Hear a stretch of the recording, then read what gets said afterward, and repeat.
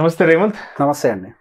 రేవంత్, వీకెండ్లోకి అడుగు పెట్టేసాం కాబట్టి ఏంటి ఇప్పటి వరకు ఉన్న మార్కెట్ అప్డేట్స్ ఏంటి అసలు? సార్, మనకి ఆల్రెడీ కంపెనీ నెంబర్స్ పోస్ట్ చేయడం మొదలు పెట్టాయి. మనకి క్వార్టర్లీ రిజల్ట్స్ వచ్చేస్తూనే ఉన్నాయి.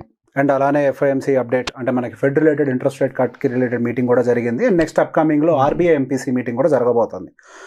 సో బేసిక్గా ఫస్ట్ ఫెడ్ రిలేటెడ్ చూద్దాము. ఫెడ్ రిలేటెడ్ వాళ్ళు చాలా క్లియర్గా వాళ్ళు అన్చేంజ్డ్గా ఉంచారు. వడ్డీ రేట్లు పెంచలేదు, వడ్డీ రేట్లు తగ్గించలేదు. అండ్ అలా అని చెప్పేసి సెప్టెంబర్లో మేము ఖచ్చితంగా రేట్ కట్ చేస్తాము అని కూడా చెప్పలేదు. సో బేసిక్గా వస్తున్న డేటాను మేము గమనిస్తూ డెఫినెట్గా నెక్స్ట్ ఫార్వర్డ్ స్టెప్ తీసుకుంటాము. ఇప్పటి వరకు వస్తున్న డేటాలను కూడా కంఫర్టబుల్గానే ఉన్నాయి.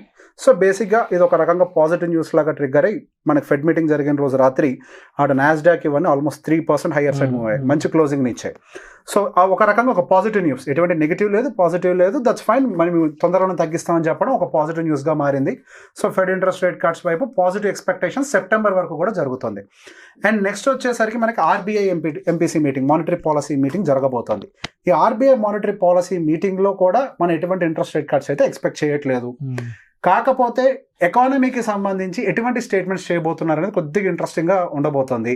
సో బేసిక్గా రీసెంట్గా ఆర్బీఐ గవర్నర్ గారు మాట్లాడుతున్న దాని ప్రకారం ఇంకా ఇన్ఫ్లేషన్ రేట్స్ తోటి నేనైతే కంఫర్టబుల్గా లేను, రేట్ కట్స్ ఇప్పుడు అప్పుడే ఎక్స్పెక్ట్ చేయొద్దు అన్నట్టుగా ఒక మీటింగ్లో అయితే కూడా చెప్పారు. సో బేసిక్గా ఏమన్నా కొంచెం హాకీ స్టోన్స్ తోటి ఏమన్నా మాట్లాడతారా, కొంచెం ఏదన్నా టఫ్గా ఉంటాయి ఆ సిచ్యువేషన్స్ అనే దాని గురించి మనం ఆయన కామెంటరీ అయిన తర్వాత చూడాలి. ఫెడ్ రిలేటెడ్ కొంచెం వాళ్ళు స్మూత్గా ఉండడానికి గల కారణం ఎలక్షన్స్ ఉన్నాయి. సో స్మూత్గానే మాట్లాడతారు. ఇక్కడ మన దగ్గర ఏ రీజన్స్ లేవు, ఎలక్షన్లు అయిపోయినాయి, బడ్జెట్లు అయిపోయినాయి. సో మేబీ ఈసారి మాట్లాడేటప్పుడు జెన్యున్గానే డేటా చెప్తారని అనుకుంటున్నాము.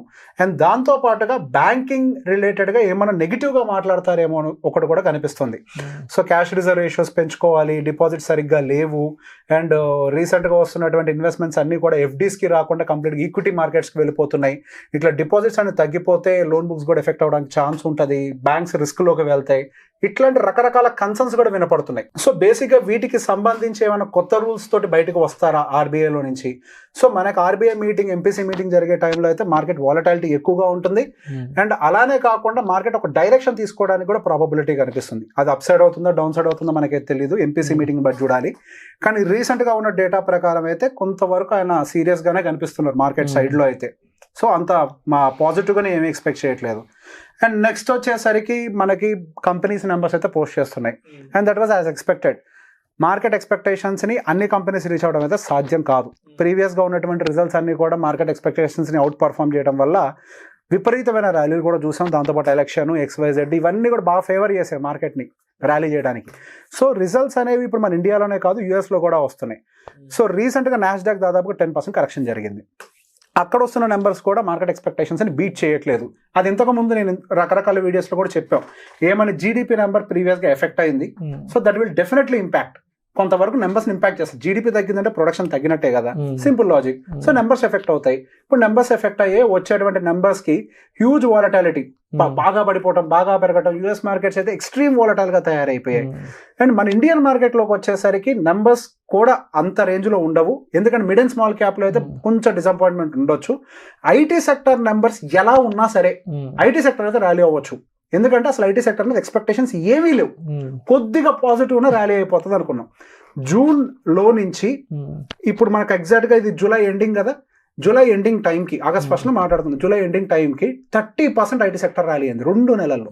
30% rally, huge. So basic as expected results అన్ని సూపర్ డూపర్ కాకపోయినా కొంత ఇన్లైన్ విత్ ఎస్టిమేషన్ ఉన్న మంచి ర్యాలీ అయితే క్రియేట్ అయింది. బ్యాంకింగ్ స్పేసెస్ మిక్స్డ్గా వస్తున్నాయి.